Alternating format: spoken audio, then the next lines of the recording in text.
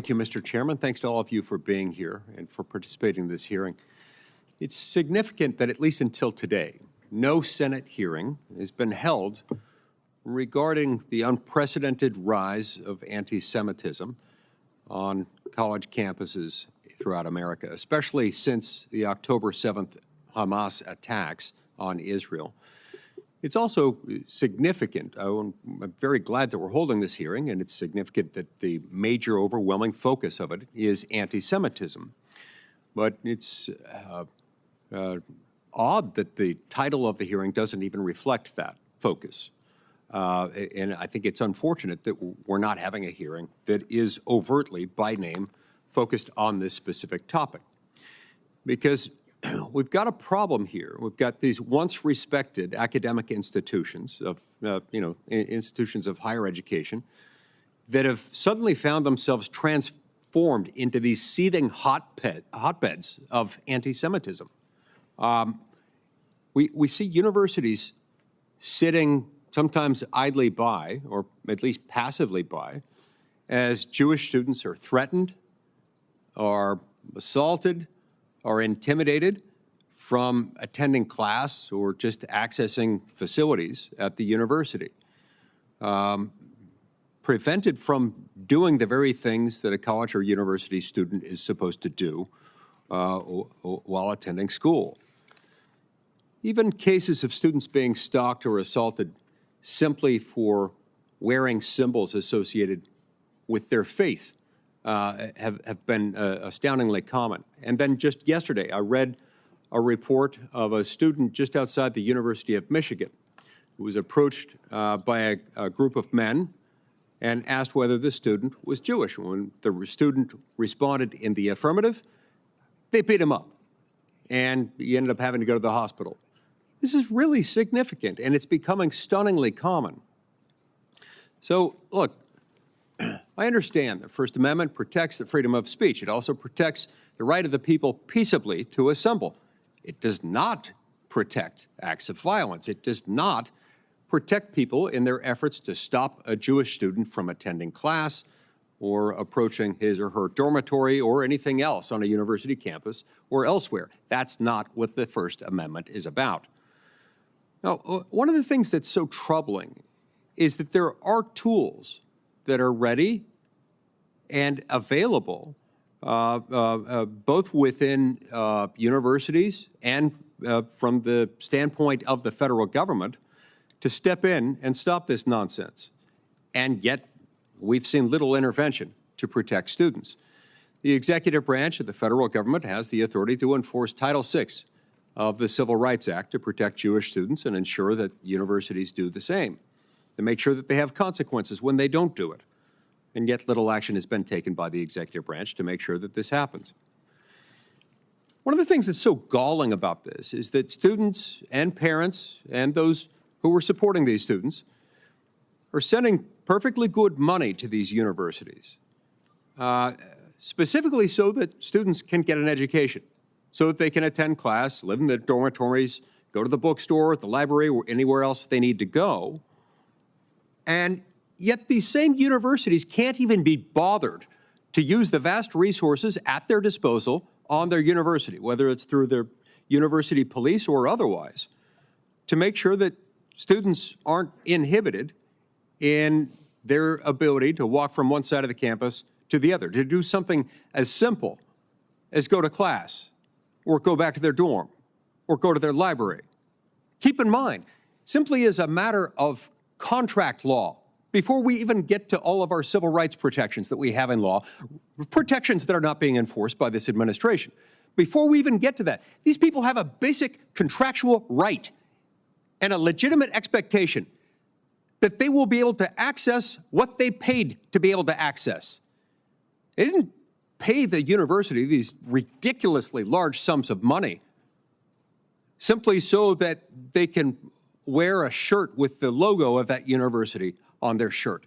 No, they paid for access to an education that they're being denied. In many, countless cases, simply because they are Jewish. Look, this is unacceptable. And it is stunning to me that many of the universities that have been most brazenly unwilling to protect Jewish students are some of the same universities who are charging the most money. We can do better. These universities can do better.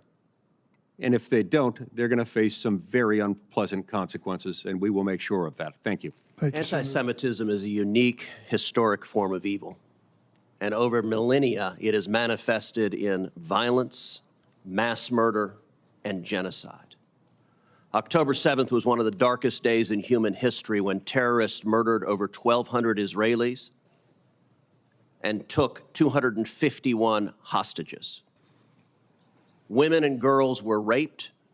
It was the single largest mass murder of Jews in a day since the Holocaust. In the wake of October 7th, we have seen anti-Semitism explode across the United States and across the world, but especially on college campuses.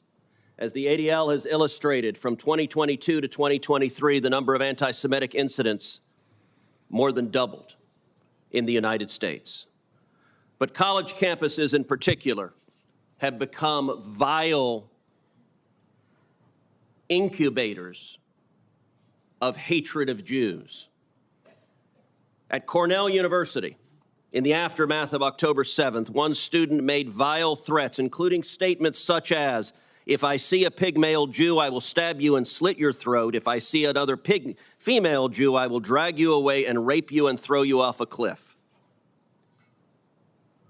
A student organization at California State University, Long Beach, circulated a flyer calling for a, quote, day of resistance in celebration of October 7th. You will note on the flyer is an image of a person parachuting with a fan attached, a direct reference to and a glorification of Hamas terrorists that used gliders to descend upon a music festival and murder 260 innocent people and take many more hostages. At Columbia University, the situation got so bad that the Orthodox rabbi on campus, Rabbi L.A. Buechler, had to make this public statement: Columbia University's public safety cannot guarantee Jewish students' safety in the face of extreme anti-Semitism and anarchy. It deeply pains me to say that I would strongly recommend you return home. This was directed to Jewish students as soon as possible and remain home. The rabbi had every reason to be concerned. At Columbia's campus, individuals yelled, "We love Hamas. We're all Hamas. Long live Hamas." At the University of Washington, the granddaughter of Holocaust survivors was told that she was called names, she was spit at, she was laughed at. She said she no longer felt safe on campus, and she was told to go back to the gas chambers. This is sick and horrific. At Columbia, when Jewish students were engaged in displaying the American flag and the Israeli flag, another student wearing a mask because these protesters are oh so brave, they almost always cover their face, held up a handwritten sign saying Al-Qassam's next target. Al-Qassam is the military arm of Hamas. According to social media, this particular student is a wealthy student from Georgia. She's not Palestinian, but she has been taught lies and hatred, and she feels perfectly comfortable advocating the murder of her fellow students at Columbia. At MIT, students have reported they feel unsafe to go to class. And the MIT president has said that she would not discipline the students making those threats because if she did, they risk losing their visas and being deported. Throughout all of this, the Biden-Harris administration has been utterly absent. Does anyone doubt if the Klan were on college campuses terrorizing African-American students, threatening African-American students, that we would see the FBI there, that we would see prosecutors there, that we would see federal funding cut off to universities? Of course we would, and we should.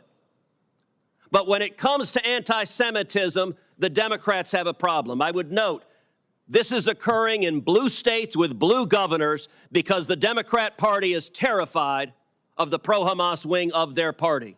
In states like Texas and Florida, we don't allow this. At the University of Texas, when violent protesters threatened Jewish students, police officers arrived and arrested them. That's what happened when you enforce the law. Every Republican member of this committee asked the chairman to hold a hearing on anti-Semitism in February. And yet we don't get a hearing on anti-Semitism. We get a hearing generically on hate because this administration, and this is the kind of anger and hate that is encouraged. You're now seeing the hate manifesting right here. Interestingly enough, what... Please, the committee will come to order. The senator is recognized to finish his remarks. So we now have a demonstration of anti-Semitism. We have a demonstration of the hate. Rabbi Goldfelder, let me ask you, has the Biden administration cut off the funding of any of the colleges that have allowed this hate? Have they indicted anyone for funding these violent protests? Have they indicted the people paying for the matching tents? Or have they sat there silently, and have the universities sat there silently while their students are terrified to go to class? They have not indicted anyone. They have not indicted anyone. Has any university had their funding cut off for allowing this sort of violent intimidation? Not a single university. I can tell you this, next year, if there is a Republican expired. majority on this committee, you will see real leadership, and next year, if there's a Republican administration, you will see people prosecuted for this sort of violence. This is being tolerated with the looking away, the blind eye being turned from this administration and this Department of Justice, and it is utterly disgraceful, and under Title VI, any university that allows this should have their funding cut off. Senator's time has expired. I would make a note for the record. This hearing is about hate, Semitism, as well as hatred towards other people. I would also point out that the previous chair of the committee from the other side of the table didn't hold a single hearing on anti-Semitism or hate crimes. I've held multiple hearings addressing this subject since becoming chair, including a hearing shortly after the January 15, 2022 synagogue hostage crisis in Colleyville, Texas, which featured testimony from the synagogue's rabbi.